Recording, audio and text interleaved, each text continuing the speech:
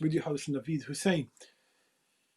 Our viewers, we have many questions that our viewers ask through text messages, through calling in. Take this opportunity to ask your questions or any concerns, or you would like to share any of your views about the current global crisis that is going on, or about Islam and what Islam says about the current issues that are unfolding around the globe. And in particular, the two major events that have occurred since beginning of the year, of course, starting with the coronavirus virus issue, and most recently the riots in America in terms of the Black Lives Matter. Our Islamic scholar Syed Muhammad Musawi is once again with our audience around the globe to share his knowledge, to pass on his thoughts, and inshallah with evidence to provide his answers to your questions that you may have. Let us bring our Islamic scholar in this tonight's show, and especially ask our Islamic scholar to begin in answering about what is Islam's stance on racism. What does Islam say about racism? Sayyidina, assalamu alaikum wa rahmatullahi wa barakatuh. Wa alaikum assalam wa rahmatullahi wa barakatuh. Allahumma salli ala Muhammadin wa ali Muhammad. May Allah bless you, Brother Naveed, and all our brothers and sisters, and may Allah grant on all of us more from His bounties to enlighten our hearts and our lives, and to make us better human beings in this life and more successful hereafter, inshallah ta'ala. We start our program with praying to Allah to hasten the reappearance of our Imam Al-Mahdi, Ajjalallahu ta'ala farajahu al-Sharif, because his reappearance is the final solution for all the problems of this world. In fact, the billions of people who are suffering in this world, they will have no real solution for their problems, but only when the Imam Al-Mahdi alayhi salam will come back to the public life and will establish the pan-government, pan-state of peace and justice. Nowadays, we are witnessing riots or demonstrations demanding equal rights for the non-white, just like the white human beings. Of course, that is something for granted in Islam. Islam clearly said that human being is a human being, no matter what his skin color is. The Prophet Muhammad, peace be upon him and his progeny, said, لا فضل لعربي على عجمي ولا لأبيض على أسود إلا بالتقوى.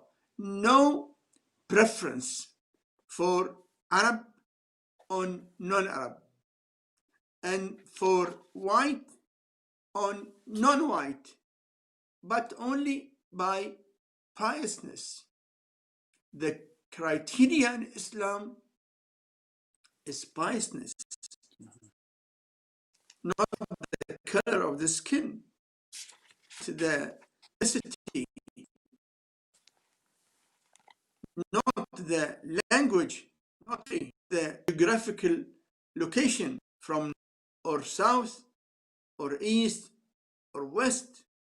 What is going on today, in fact, is the remaining of the satanic mentality which came from people who thought that by force benefits on weaker who claim to be, anyway, whatever they want to claim, but they went to Africa and they arrested big numbers of human beings and brought them by different ways and dealt with them as slaves.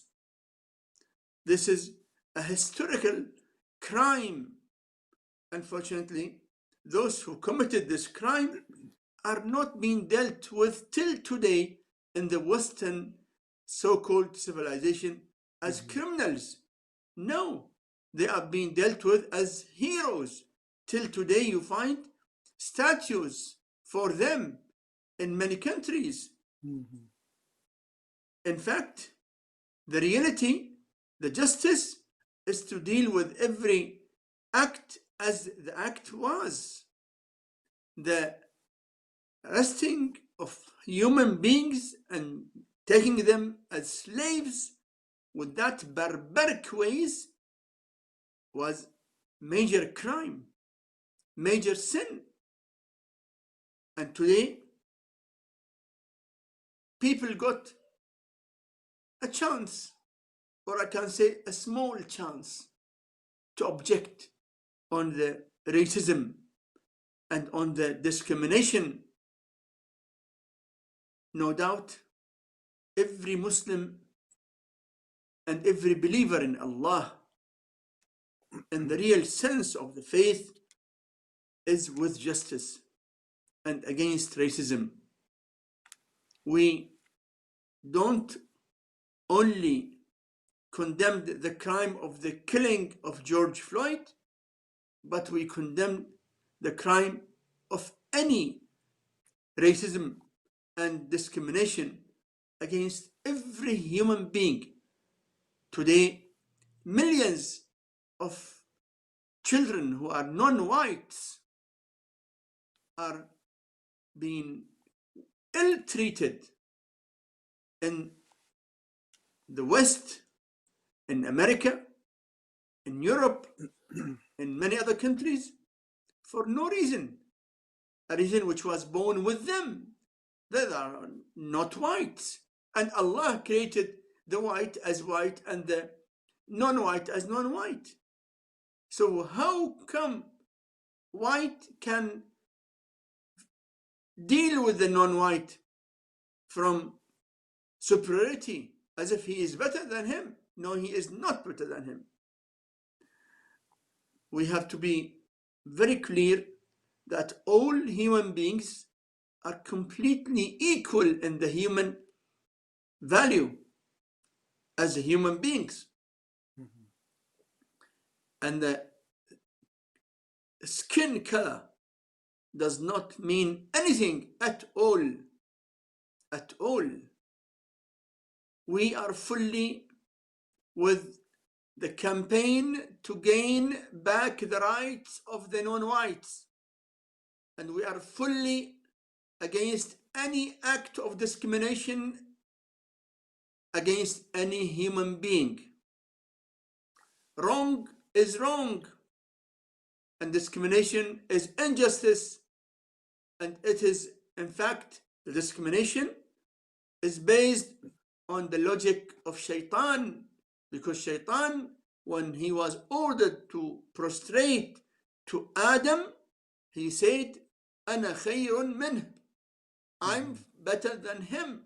You created me from fire and created him from clay. It is today exactly the same logic of Shaitan, which makes many whites think that their blood is of better quality than the blood of the non-whites. It is completely wrong. It is against the justice of Allah and against the rule and the religion which Allah sent for all human beings.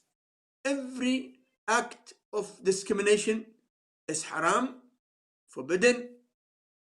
Every act of racism is haram, and we have to tackle it right from our own hearts and minds and when we deal with our children and in our families and in every part in our life.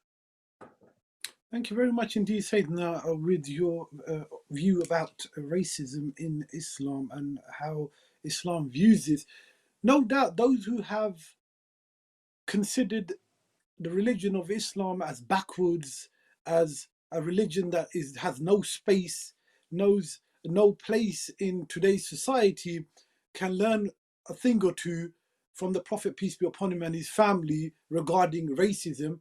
Clearly, it exists in the 21st century in countries that call themselves the leaders of modern society, the leaders of democracy, etc. So there's no doubt they can learn a thing or two from the religion they consider to be backwards in today's society.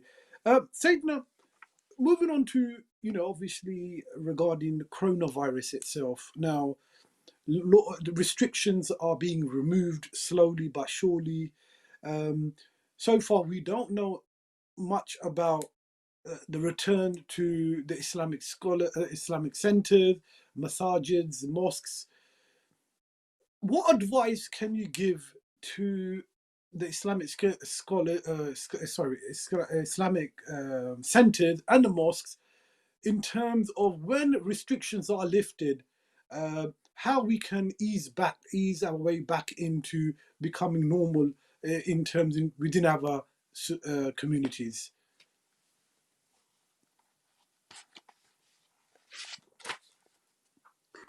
Very important that we have to make it very clear that many Christians in the West, means in UK and in America, they have got two factors: the factor of the human life, factor of economy.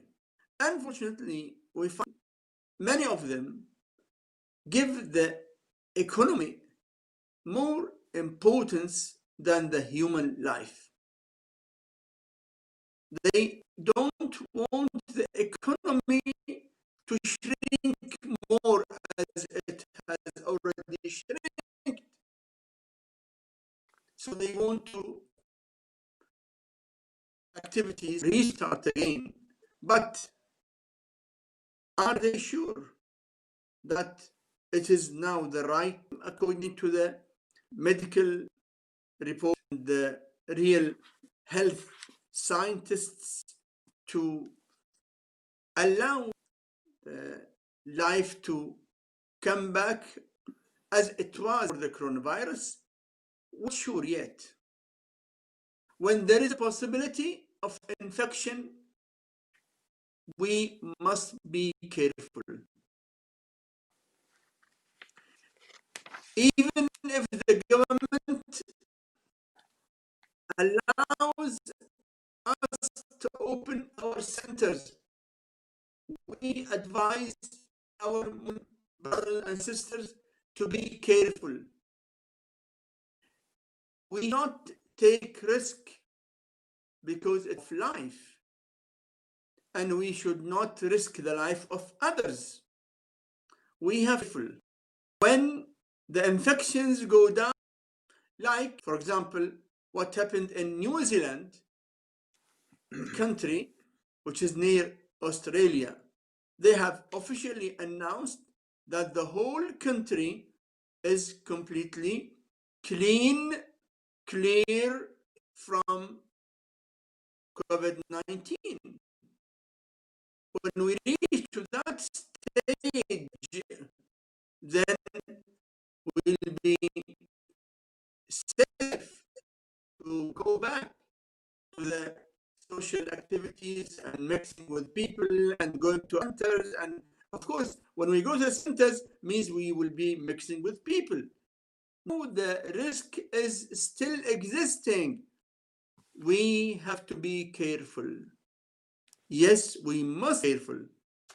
In some schools, they plant again. We have to be careful. We must be careful till we are sure that the possibility of infection in this dangerous virus has gone to non-existence, then we will go back to the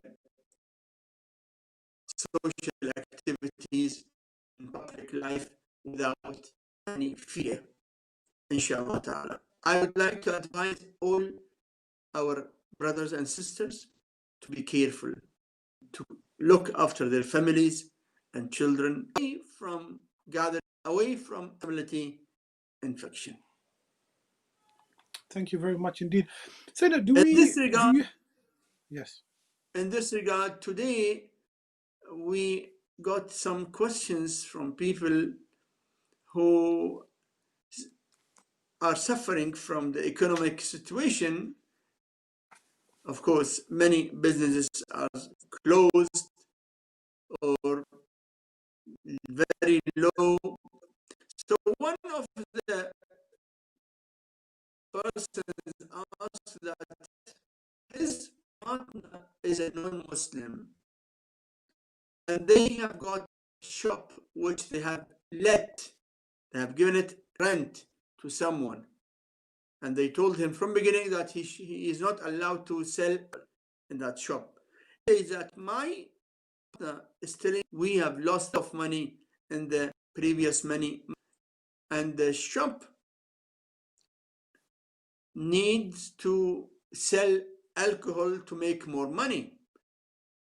Are we allowed to give permission to the person who is running the shop to sell alcohol when we ourselves don't deal with that, but we only permit him? Answer: you Muslim are not allowed to give permission to anyone to alcohol using your own property. It is not permissible at all. And if you permit him to sell alcohol, the money comes to you from the rent will be haram. It will not help you at all. Haram money is haram money.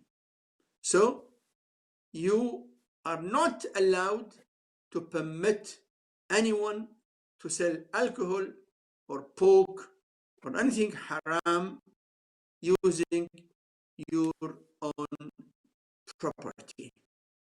Yes, please. Thank you very much indeed, Sayyidina.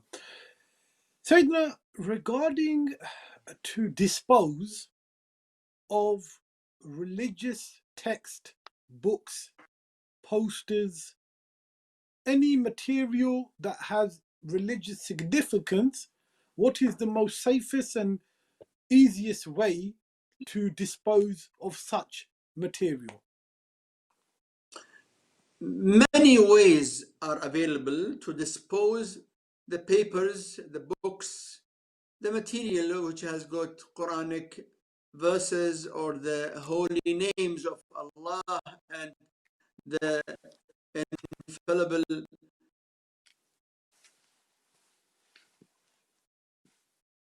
Number one, to put them in the water, means in the sea, in the river, in the well.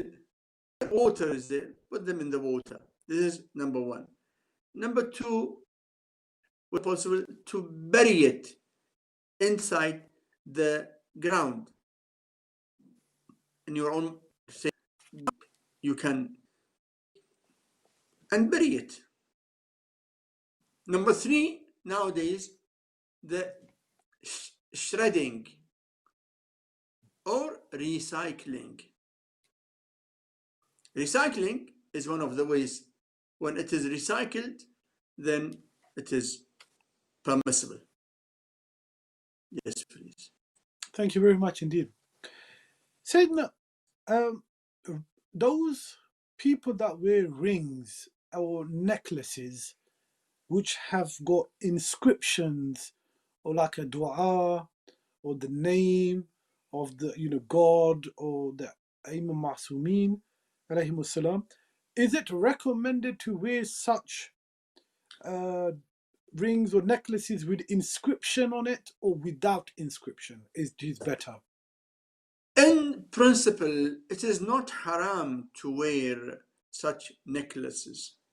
But if someone wears a necklace or wears, say, a ring, which has got any of the holy names, it will be haram on him or on her to touch the holy name without wudu. Without wudu, it will be haram to touch the holy name. Someone writes on or Ya Muhammad or Ya Ali, not haram, but you must avoid touching it. Yes, that's why we say it is better not to risk yourself. Don't take risk when you wear something. There is a possibility that you touch it without wudu. You are just from sleeping. You have no touching that holy name, not permissible. So we should not encourage writing the holy names in a place which can be touched by anyone without wudu. Thank you very much indeed, Sayyidina. Sayyidina, in the Holy Quran al-Kareem, Allah subhanahu wa ta'ala says that let the believers rely on me. Now, in our day-to-day lives, our children rely on us, our wives, our parents, our colleagues, our employers. We rely on each other to get things moving forward. Is this wrong that we are doing when Allah says, let the believers rely on Allah, when on everyday basis we are relying on other people, we are relying on different systems to move forward so we can move forward? Okay. It depends on the degree of the reliance. Life is created by the way that everyone in this life is others. You need for medical advice, and I need the teacher to teach my children, and everyone who has a car needs a technician to repair his car, and anyone who wants to build a house needs the engineer to build for him his house. So life is in a way that everyone relies on someone else. But when we believe that the final result is only in the hands of Allah, is what we require. We go to the doctor, seek medical advice, but we should believe that the final result is by the permission of Allah. ما شاء الله كان وما لم يشأ لم يكن. Whatever Allah wants will happen. Whatever Allah does not want never happen. So if we rely on others, keeping in mind that the final decision is in the hands of Allah, not in the hands of others, that's okay. Those who rely on others thinking that the final decision is not in the hands of Allah but only in the hands of others, they are wrong. They are wrong. The Prophet sallallahu alaihi wasallam used to asked Ali ibn Abi Talib, Ya Ali, to fight against the enemies of Islam, to protect Islam. But the Prophet was sure that the final decision is only and only in the hands of Allah. So asking Ali ibn Abi Talib does not mean that the Prophet was not doing tawakkaltu ala Allah. No, he was doing it fully. And now, when we go to the doctor, that does not mean that we turn our face from Allah and think that it is in the hands of the doctor to make the ill person perfect or not. No, it is not in the hands of the doctor at all. The doctor will try whatever he can try, but the final outcome is only and only what Allah wants. Tawakkaltu ala Allah is this, that to know that nothing will help and nothing will harm, but only by permission of Allah. Everything is in the hands of Allah. This is tawakkaltu ala Allah. Yes, please. Thank you very much indeed. So the question regarding tattoos, is a person allowed to pray while having tattoos on their body, whether it's arms, hands? Are they able to perform salah? Wearing tattoo is permissible if the tattoo is only color, not a layer. If the tattoo is just color, not a layer, what is the difference? The difference is that when the layer, then it stops reaching to your body, to your skin. And when the water is not reaching to your skin, your wudu and your ghusl will be invalid. And when your wudu is invalid or your ghusl is invalid, then your namaz, salah, is also invalid. So the first condition for the tattoo, that tattoo should not form a layer on your skin, but only a color. That's number one. Number two, the tattoo, if it is worn by a female, it is not permitted, the female is not permitted to show the tattoo to any non-mahram. Any man who is not mahram for her, not her husband, not her father, not her real brother, not her son, not her real uncle, she is not allowed to show the tattoo to non-mahram men.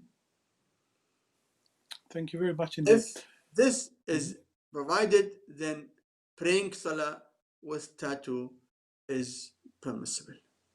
Thank you very much. Assalamu alaikum.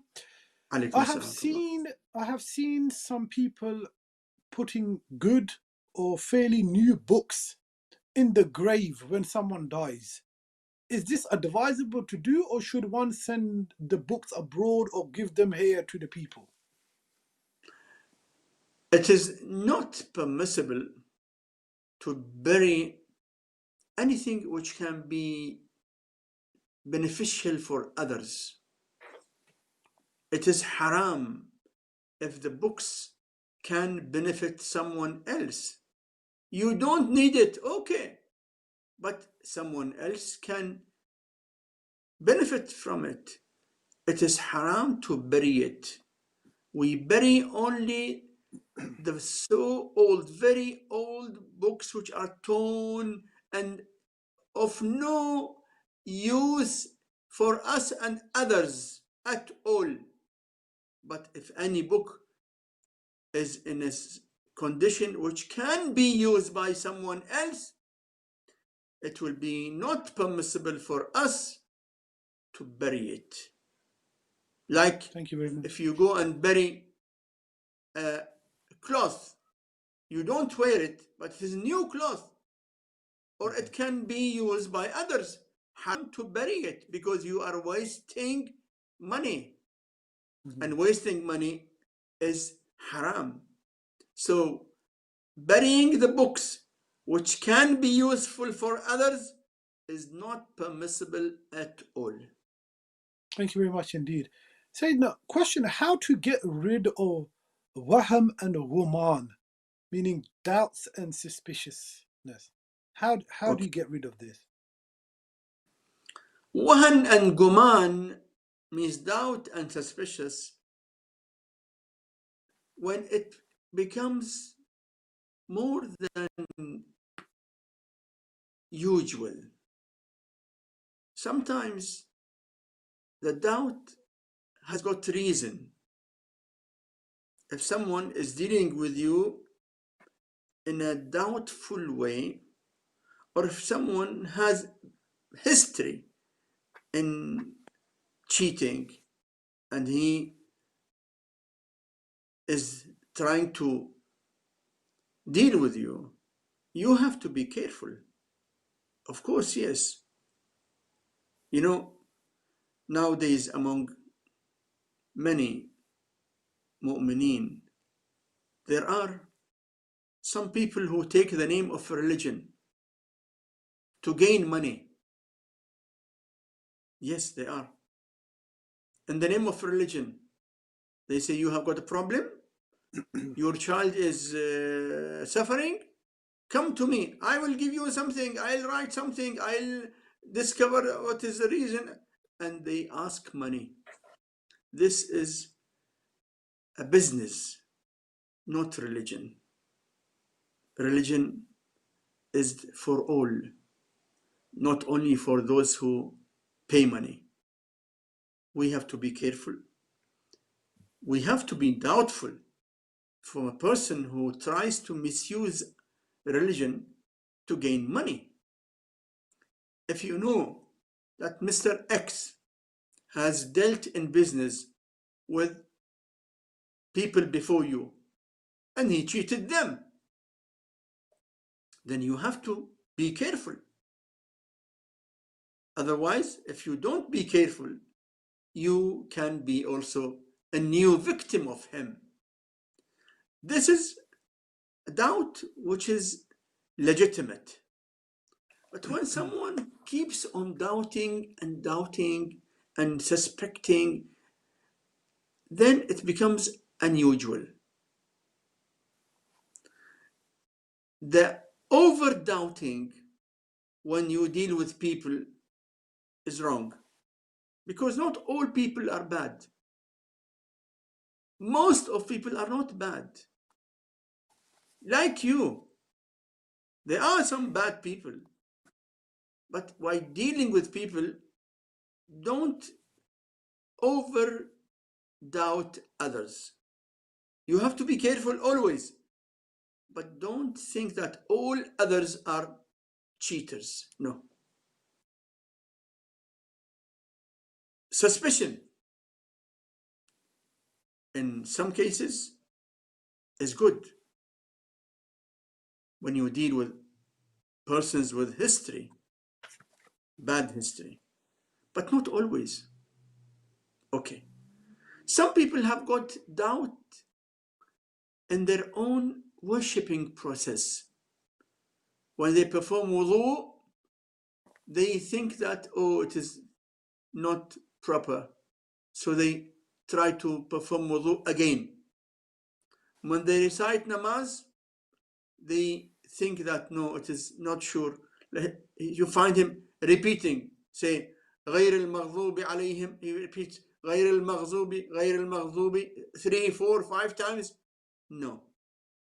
The doubt in the worship, when it goes more than usual, it is from shaitan. We have got a narration in volume 1 in the book of Al-Kafi. The narrator says, I mentioned in front of Imam Ja'far al-Sadiq alayhi salam, one of my friends.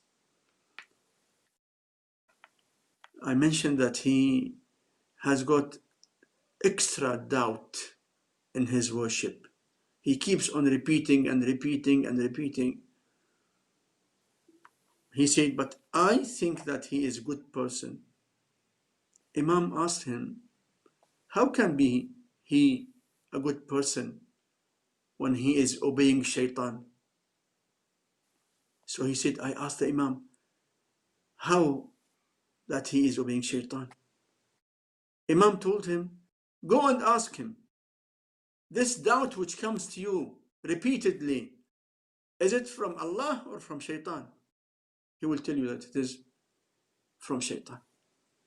So a person who keeps on doubting and doubting and doubting and repeating is obeying shaitan. And this is one of the ways of shaitan to disturb some people's life, to disturb some people's namaz, some people's wuzu, some people's ibadat.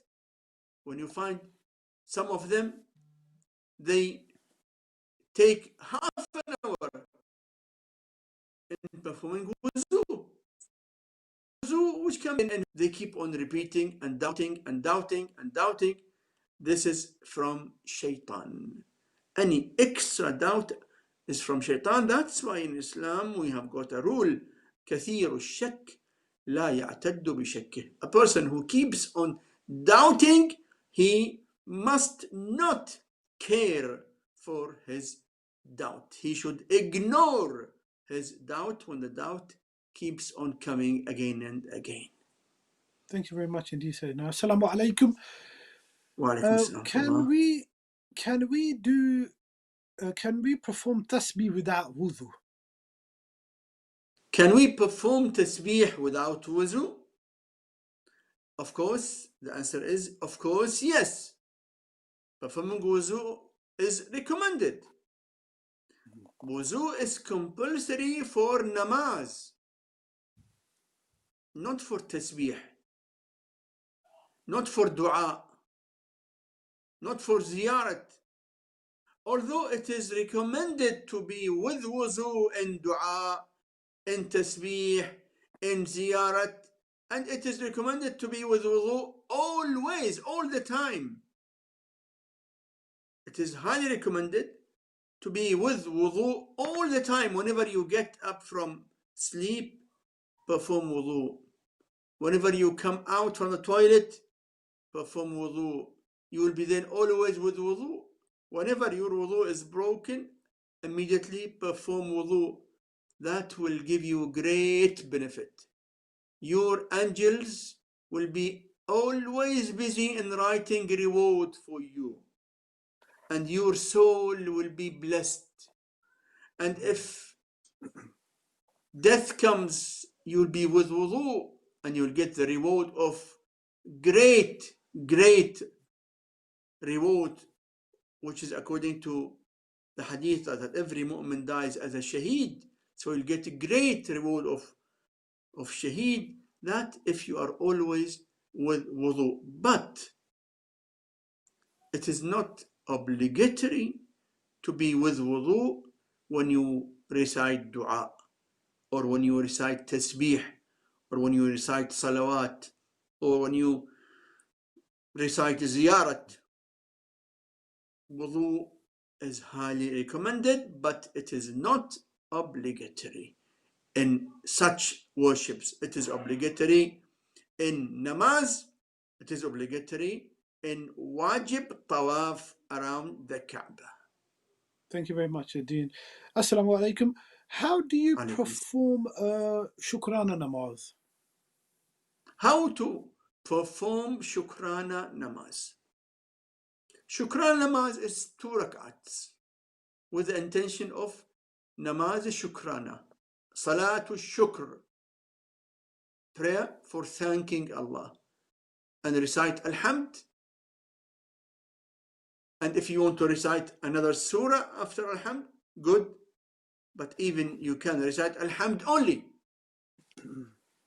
because it is recommended salah, and every recommended salah can be with reciting alhamd only.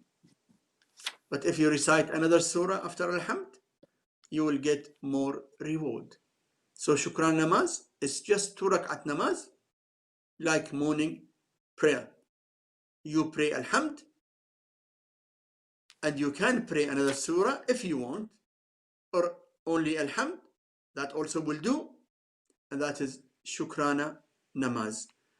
And more important is to believe in your heart that Allah is showering on you and your family His bounties.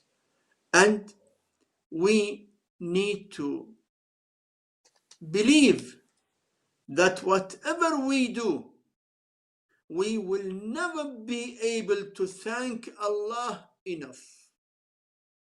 This feeling in the heart, when Allah grants us His bounties, only the feeling that this bounty is from Allah, and we will never be able to thank Allah as we must thank Him. We are unable to thank Him enough.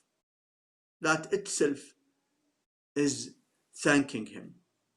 And we have got a hadith from Amir al-Mu'mineen that the minimum duty on everyone when Allah grants us His bounties, the minimum duty is not to use the bounties of Allah in disobeying Allah. Not to use the bounties of Allah in disobeying Allah. A person has granted someone wealth. He should not use the wealth to do haram. A person has given a female health. She should not use that bounty which is from Allah to go out without hijab. So the minimum requirement when we deal with the bounties of Allah is not to use the bounties of Allah in disobeying Allah. That is the minimum. Of course, there are many steps that, like using the bounty of Allah in worshipping Allah, in obeying Allah, in serving people, in making others happy. Yes, but the minimum is not to use the bounties of Allah in disobeying Allah. Thank you very much indeed. And Syed, we just 1 more minute remaining of tonight's show. If you can finish off with a few sort of wise words to end the show, tonight's show with, please. I would like to remind my respected brothers, sisters, and dear sons and daughters that the month of Ramadan was the spring of Quran. A lot of Muslims recite Quran in the month of Ramadan, but now we are in the month of Shawwal. Does it mean that we should leave Quran? No. No. The hadith says from the Prophet, peace be upon him, and his holy progeny, the narration says that when the Muslim recites Quran, Allah creates from every letter, not every word, no, every letter. You know, when you say word like Alhamd, but letter means Alif, Lam, Ha, Mim, Dal. Alhamd, 5 letters. Allah creates from every letter of the Quran that He recited an angel. And that angel will keep on glorifying Allah on behalf of the mu'min. So if you recite today 100 verses, 50 verses, how many letters? If it is, say, 500 letters or 200 letters or any number of letters, the letters, same number, will be angels who will remain glorifying Allah on your behalf till the day of Qiyamah. See the great reward of reciting Quran. Even if you recite just بسم الله الرحمن الرحيم قل هو الله أحد الله الصمد لم يلد ولم يولد ولم يكن له كفوا أحد. It is Quran. If you recite one time قل هو الله أحد, you will get the reward of reciting 1/3 of Quran. 2 times, 2/3 of Quran. 3 times, the thawab, the reward of reciting the whole Quran. So a reminder for myself and every mu'min and mu'mina, Quran. Never leave reciting Quran and trying our best to implement the teachings of Quran in our life. Alhamdulillah كما هو أهله. اللهم كل وليك الحجة ابن الحسن صلواتك عليه وعلى آبائه في هذه الساعة وفي كل ساعة وليا وحافظا وقائدا وناصرا ودليلا وعينا حتى تسكنه أرضك طوعا وتمتعه فيها طويلا. اللهم صل على محمد وآل محمد. As we are now approaching Maghrib, we should not forget reciting before Maghrib every day 10 times Subhanallah walhamdulillah wa la ilaha illallah wallahu akbar. Thank you very much indeed, Sayyidina. And with those beautiful words of our Islamic scholar, dear viewers, do join us same time next week on Ahlebait TV. Do keep our Islamic scholar,